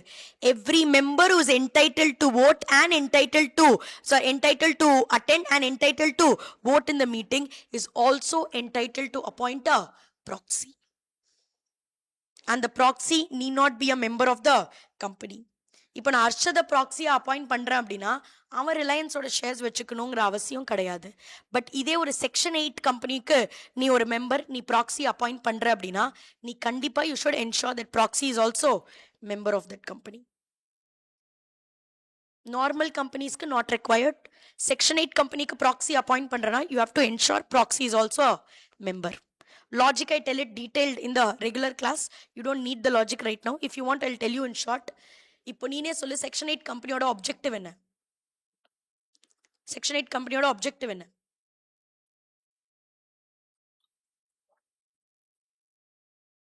எதுக்காக ஒரு welfare, charitable objective, charitable objective. இப்போ செக்ஷன் 8 கம்பெனி, நான் வந்து உலகத்துக்கு நல்லா செய்யணும் அப்படின்னு சொல்லிட்டு நான் ஒரு செக்ஷன் 8 கம்பெனி ஆரம்பிச்சிருக்கேன், சேரிட்டபிள் ஆர்கனைசேஷன். என்னால் மீட்டிங்க்கு போக முடியல. என்னோட நோக்கம் ப்ராஃபிட் சம்பாதிக்கிறது, டிவிடெண்ட்லாம் உனக்கே தெரியும், செக்ஷன் 8 கம்பெனிலேருந்து டிவிடெண்டே எடுக்க முடியாது. எனக்கு அதெல்லாம் வேணாம், எனக்கு உலகத்துக்கே தான் நல்லது செய்யணும், எனக்கு குழந்தைங்கள படிக்க வைக்கணும், ஃப்ரீயா I want to give education. அதுக்கு நான் ஒரு செக்ஷன் 8 ஓப்பன் பண்ணியிருக்கேன். என்னால் அந்த மீட்டிங்க்கு போக முடியல. நான் அர்ஷதை எனக்கு பதிலாக என்னென்ன அப்பாயிண்ட் பண்ணுறேன்? ப்ராக்ஸி. அர்ஷதனா இஸ் நாட் அ மெம்பர். அவனுக்கு இந்த கம்பெனியை நான் ஏன் ஓப்பன் பண்ணேன், என்னோட ஆப்ஜெக்டிவ் என்ன, அதெல்லாம் தெரியாது. அவன் மீட்டிங்க்கு போகிறான். மீட்டிங்கில் சொல்கிறாங்க, இங்கே பாருங்கப்பா, நம்ம இந்த காசெல்லாம் டொனேஷன்லாம் வந்ததை யூஸ் பண்ணி நம்ம ஒரு ஃப்ரீயான ஸ்கூல் கட்டலாம். ஹர்ஷத் சொல்லலாம், ஃப்ரீயாலாம் எதுக்கு ஸ்கூல் கட்டணும்? ஸ்கூல் கட்டலாம், ஆனால் காசு வாங்கலாம். It's defeating the objective for which I formed the company. அப்போ செக்ஷன் 8ல ஒரு மெம்பரால மட்டும்தான் கம்பெனியோட இன்டென்ஷன்ஸை புரிஞ்சுக்க முடியும். ஏன்னா செக்ஷன் 8ங்கிறது ப்ராஃபிட்காக ஃபார்ம் பண்ண கம்பெனி கிடையாது. அந்த கம்பெனியை ஃபார்ம் பண்ணதான நோக்கம் அந்த ஆப்ஜெக்டிவை ஃபுல்ஃபில் பண்றது. புரியுதா உனக்கு? அதனால செக்ஷன் 8க்கு மட்டும் நீங்க ப்ராக்ஸி அப்பாயிண்ட் பண்றீங்கன்னா அதுவும் ஒரு மெம்பராவே அப்பாயிண்ட் பண்ணுங்க. ஏன்னா அவனுக்கு தான் கம்பெனியோட விஷன் மிஷன் எல்லாமே புரியும். அர்ஷதை அப்பாயிண்ட் பண்ணா அவன் வந்து ஃப்ரீயா எவனாவது பிசினஸ் பண்ணுவானா அப்படின்னு சொல்லி எதையாவது சொல்லி he might create a ruckus. Mridul, you are correct. I'm just generally telling. Yes, in some places proxy will have voting rights. No, in that case அவன் against கூட போய் இது பண்ணலாம். So that's the reason we told. அதனால are you able to understand? So that's the reason we told section 8க்கு மட்டும் if you are appointing a proxy அது மெம்பராவே இருக்கட்டும். மற்ற கம்பெனிஸ்க்கு நீ யாரை வேணாலும் ப்ராக்ஸி அப்பாயிண்ட் பண்ண பிரச்சனை இல்லை. Now this is last 2-3 sections of this chapter. Mridul, the answer for you as you told absolutely correct, bang on. ப்ராக்ஸியால மீட்டிங்ல ஓட் பண்ண முடியாது, மீட்டிங்ல பேச முடியாது. But he is entitled to vote if voting is happening by poll. அந்த ஓட்ல எல்லாருமே எதுக்கு vote பண்ணுவாங்க? ஃப்ரீயா ஸ்கூல் கட்டலாம். இந்த அர்ஷத் மட்டும் எதுக்கு ஓட் பண்ணுவான்? இல்ல இல்ல ஃப்ரீயா எதுக்கு கட்டுறீங்க, காசு வாங்குங்க, பிசினஸ் பண்றதே ப்ராஃபிட்டுக்கு தானே, அந்த மாதிரி இவன் சொல்ல வாய்ப்பு இருக்கு. அதனால செக்ஷன் 8ல மட்டும் என்ன சொன்னோம்னா, நீ ப்ராக்ஸி அப்பாயிண்ட் பண்ண பிரச்சனை இல்லை, but make sure that proxy is also a member of the company. Understood? Understood. Next is if a proxy is appointed using proxy form, that is MGT 11ல நான் ஒரு ப்ராக்ஸியை அப்பாயிண்ட் பண்ணிட்டேன். கம்பெனியோட ஆர்டிகல்ஸ்ல என்ன சொல்றானா, MGT 11 நீங்க ஃபில் பண்ணுங்க, பண்ணாம போங்க. ஆனா எங்க கம்பெனில நீங்க வந்து ப்ராக்ஸியை அப்பாயிண்ட் பண்ணணும்னா MGT 11 தவிர நாங்க ஒரு ஃபார்ம் ரிலீஸ் பண்ணுவோம், அந்த ஃபார்மை ஃபில் பண்ணும். சரி, அந்த ஃபார்ம் என்னன்னு ஓபன் பண்ணி பார்த்தா அதுலயும் ப்ராக்ஸி MGT 11 இருக்குல்ல, அதுல எழுந்த டிட்டோ காப்பி பேஸ்ட் ரெக்குவயர்மெண்ட்ஸ் இருக்கு. இப்போ கம்பெனிஸ் ஆக்ட் என்ன சொல்லுதுன்னா, இதெல்லாம் எதுக்குடா 2 தடவை ஃபில் பண்ண சொல்ற, அதுதான் அவன் MGT 11 ஃபில் பண்ணிட்டால, எதுக்குடா திரும்பி போய் AOL ஏதோ எழுதி அந்த ஃபார்மையும் ஃபில் பண்ணுன்னு சொல்ற, அது ரெண்டுத்துலயும் ஒரே ரெக்குவயர்மெண்ட் தானே, எதுக்கு 2 தடவை ஃபில் பண்ற? இப்போ நான் வந்து அர்ஷத ப்ராக்ஸியை அப்பாயிண்ட் பண்ணேன். அர்ஷதும் நானும் சேர்ந்து அந்த MGT 11 ஃபில் பண்ணி கொடுத்துட்டோம் கம்பெனிக்கு. ஆனா ரிலையன்ஸ்ல என்ன சொல்றானா, MGT 11 ஃபில் பண்ணா பத்தாதான், இன்னொரு ஒரு ஃபார்மும் ஃபில் பண்ணுமா. இவங்க கம்பெனி ஒரு தனியா ஃபார்ம் கொடுப்பாங்களா, அதுவும் ஃபில் பண்ணுமா. சரி, அந்த ஃபார்ம்ல என்ன எழுதிக்குன்னு பார்த்தா இதே விஷயம் தான் காப்பி பேஸ்ட் ஆயிருக்கு. தட் இஸ், நான் என்ன சொல்றேன், என்கிட்ட 100 ஷேர் இருக்கு, எனக்கு பதிலாக நான் அர்ஷதை அப்பாயிண்ட் பண்றேன், அவன் வருவான் ஓட் பண்ணுவான், இந்த ரெசல்யூஷனுக்குலாம் ஓட் பண்ணுவான். இப்போ நீ பார்த்தாலே MGT 11 அதே ஐட்டத்தை வெறுமனே ரிலையன்ஸ் MGT 11 ரிமூவ் பண்ணிட்டு அவனுங்க லோகோவை போட்டு ஒரு ஃபார்மை ரிலீஸ் பண்றாங்க, அதையும் ஃபில் பண்ணுன்றான். கம்பெனிஸ் ஆக்ட் என்ன சொல்றாங்க, லூசாட நீ ஒரே ஃபார்மை எதுக்குடா 10 தடவை ஃபில் பண்ணோம், அதான் நாங்க கொடுத்த ஃபார்மை தீபிகா ஃபில் பண்ணிட்டால, அதுவே போதும், நீ சும்மா தனியா எந்த ஃபார்மையும் கொடுக்காத. கொடுத்தனா கூட அவன் ஃபில் பண்ணுவான், பண்ணாம போறான், அது தீபிகாவோட இஷ்டம். அவன் ஃபில் பண்ணானா ஓகே, ஃபில் பண்ணலனா பரவாயில்ல, அவன் MGT 11 ஃபில் பண்ணிட்டால, எங்களுக்கு அது போதும். So you cannot question an appointment of the proxy on the ground that நாங்க கொடுத்த ஃபார்மை ஏன் நீ ஃபில் பண்ணல, MGT 11 ஃபில் பண்ண, நாங்க கொடுத்ததை ஏன் ஃபில் பண்ணல. ஏன்னா கம்பெனிஸ் ஆக்டே சொல்லுது அது ஃபில் பண்ணுங்கிற அவசியம் கிடையாது. அதுதான் இந்த பாயிண்ட். இது இப்போபடி you will be able to understand.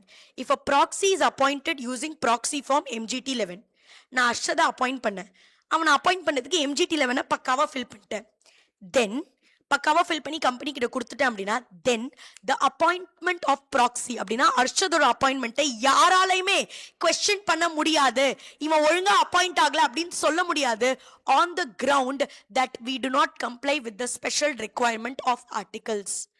ஆர்டிகல்ஸ்ல தனியா ஒரு ஃபார்ம் ஃபில் பண்ண சொன்னாங்க, அதையே நீங்க ஃபில் பண்ணல அப்படின்னு சொல்லி எங்களோட அப்பாயின்மெண்ட், நான் அப்பாயிண்ட் பண்ண ப்ராக்ஸியோட அப்பாயின்மெண்ட்டை உன்னால கொஸ்டின் பண்ண முடியாது. ஏன்னா நான் ஆக்ட் கொடுத்த MGT 11 with all due respect fill பண்ணியிருக்கேன். நீ அதே கண்டென்ட்டை வச்சு வேற ஃபார்மை ஏதோ ரிலீஸ் பண்ணனா அதை ஃபில் பண்ணுங்கிற அவசியம் எனக்கு கிடையாது. புரியுதா உங்களுக்கு? புரிகிறதா ஃப்ரெண்ட்ஸ்? புரியுதா இந்த பாயிண்ட்? லாஸ்ட் 2 அதோட இந்த செக்ஷனும் முடிஞ்சிச்சு. பெரிய பெரிய செக்ஷன்லாம் நான் ஃபர்ஸ்ட் முடிப்பேன், ஸோ தட் எனக்கு கிளாஸ்லையும் I follow the same order. Okay, because obviously they're related. Second is big sections, if you complete you will have the less load. Okay, sorry. And in case class of shareholders, either you leave it, you don't need it right now. You don't need these 2 points. This I'll teach you a little later. You don't need it. Okay, right now for examination, this is some extra point that I told in the class. You don't need it. இது வரைக்கும் உனக்கு புரிஞ்சிச்சாப்பா? ப்ராக்ஸின்னு ஒருத்தனை appoint பண்ணலாம். இது வரைக்கும் புரிஞ்சிச்சாப்பா? Absolutely clear. Very good. Very good. அடுத்தது. Can we move to chairman? Can we move to chairman? ஒரு குட்டி செக்ஷன் chairman முடிச்சிடலாமா? ஓகே, சேர்மன் அப்படின்னா என்னதுன்னா, ஒரு மீட்டிங் நடக்குது அப்படின்னா அதை யாராவது அதை ஹெட் பண்ணும்ல. இப்போ அசம்பிளியில் ஒரு சேர்மன், ஒரு சேர் பர்சன் இருப்பாங்க. அதே மாதிரி மீட்டிங் நடக்குதுன்னா அதை யாராவது அதை ஹெட் பண்ணும்ல. இப்போ அந்த மாதிரி மீட்டிங்கை ஹெட் பண்ணுறதுக்கு நம்ம என்ன சொல்கிறோம்னா, we'll appoint a person call chairman. இந்த சேர்மனாக யார் இருப்பாங்க அப்படின்னா, மோஸ்ட்லி ஆர்டிகல்ஸில் கிளியராக எழுதியிருக்கோம், முகேஷ் அம்பானி தான் சேர்மனாக இருப்பார் அப்படின்னு எழுதியிருக்கோம். அப்படி ஆர்டிகல்ஸில் எழுதலை அப்படின்னா ஷோ ஆஃப் ஹேண்ட்ஸ் படி, தட் இஸ் மீட்டிங்கில் யாரெல்லாம் இருக்காங்களோ அவங்களெல்லாம் வச்சு ஓட் பண்ணி யாராவது ஒருத்தரை என்ன பண்ணலாம், சேர்மனாக அப்பாயிண்ட் பண்ணலாம். இந்த சேர்மனோட வேலை என்னது அப்படின்னா, மீட்டிங்கில் எல்லாரும் ஒழுங்காக டிசிப்ளின்டாக இருக்காங்களா, டெக்கோரம் மெயின்டைன் பண்ணுறாங்களா, தட் இஸ் ஒழுங்காக பேசணும். உனக்கு ஏதோ ஒரு அப்ஜெக்ஷன் இருக்குன்னா அதை வந்து பொலைட்டாக ஒரு என்ன சொல்கிறது, ஒரு ப்ராப்பராக எடுத்துக்கணும். சும்மா வேணா லூஸ்டா இந்த சிஏ இவனுக்கு எதுவும் தெரியல அப்படின்லாம் சொல்லக்கூடாது. யூ ஹேவ் அப்ஜெக்ஷனா அதை ரெஸ்பெக்ட்ஃபுல்லாக you have to keep it in front. அந்த டெக்கோரம், மீட்டிங்கோட டெக்கோரமை மெயின்டைன் பண்ணுறதுக்கு யார் responsible? Chairman will be responsible. So unless the articles of association provides otherwise, members personally present shall elect one of themselves as the chairman by show of hands. Show of hands na, they will vote. Kai raise பண்ணி யாருக்கெல்லாம் தீபிகா சேர்மனா இருக்கணும் அப்படின்னு they will ask. அப்போ everybody has to raise hands. யாருக்கெல்லாம் நான் சேர்மனா இருக்கணுமோ. Then they will ask யாருக்கெல்லாம் முகேஷ் அம்பானி சேர்மனா இருக்கணும், யாருக்கெல்லாம் இஷ்டமோ அவங்க கையை ரேஸ் பண்ணி they will have to vote. இந்த மாதிரி show of hands வழியா you can select a chairman. சேர்மனோட வேலை என்ன? He is responsible for maintaining the decorum in the meeting. And in case meetingல ordinary resolution pass ஆகுது. Ordinary resolution என்ன அப்படின்னா, votes in favor should be more than votes against. அப்படின்னா 50%க்கு மேல vote இருந்ததுன்னா அந்த resolution pass ஆகும். அந்த மாதிரி சில ரெசல்யூஷன்ல ஓட் வந்து 50-50 பிரிஞ்சிச்சு, ஈக்குவலா பிரிஞ்சிச்சு. இப்போ 51-49 அப்படின்னா இவங்க தான் வின்னுன்னு சொல்லலாம். or 60-40 அப்படின்னா இவங்க தான் வின்னு சொல்லலாம். இப்போ ஓட் எப்படி பிரிஞ்சிச்சு? 50-50ன்னு பிரிஞ்சிச்சு. இப்போ யாரு வின் அப்படின்னு சொல்வ? அப்போ அந்த கடைசி டிசைடிங் ஓட், காஸ்டிங் ஓட் அப்படின்னு அதை சொல்லுவாங்க. டிசைடிங் ஓட்டை என்னன்னு கூப்பிடுவோம்? Casting vote. அந்த காஸ்டிங் ஓட் யார் தான் இருக்கும்? சேர்மன் தான் இருக்கும். அந்த காஸ்டிங் ஓட் யார் தான் இருக்கும்? சேர்மன் தான் இருக்கும். R you able to understand? R you able to understand? Okay. The last point of chairman is, chairman ஒன்னு ஆர்டிகல்ஸ்ல எழுதிருக்கலாம் or show of hands வழியா நம்ம அப்பாயிண்ட் பண்ணலாம். பட் show of hands வழியா there is one more thing called poll. I'll teach you next types of votingல poll இருக்கு. If somebody demands for a poll, then poll வழியா நம்ம chairman select பண்ணுவோம். யூஸ்வலா show of hands வழியா தான் select ஆவாங்க. Chairman is responsible for maintaining the decorum of the meeting. In case votes 50-50 பிரிஞ்சிச்சு ordinary ரெசல்யூஷன்ல அப்படின்னா costing vote யார் தான் இருக்கும்? சேர்மன் தான் இருக்கும். But if the people who are attending the meeting, if they want, they can even ask for show of, they can even ask for a poll. They can even ask for a poll. Is that clear, people? Is that clear? Is that clear? Absolutely clear. Yeah. So this is the sections, the basic, the part 1 of the company's management and administration, right? Part 1, the main one. After this there's a different set which talks about resolution, which talks about voting. That's a different set. This set is all about basics. What did we study? We studied what and all? We started off with section 101 notice, then we did 103, we did proxy, we did quorum, we did quorum. Then what did we do? We did proxy, we did chairman, we did all these sections. Yeah. So now what we'll do is, we did 112, 113 and all we did. Remember? What I'll do is, in the next session we'll discuss the next sections, but now we'll go ahead and do some questions. Okay, I'll just stop the recording and start a new recording for the questions. We'll do the questions of this chapter a little bit so that you get a idea, and then in the next class we'll do further questions.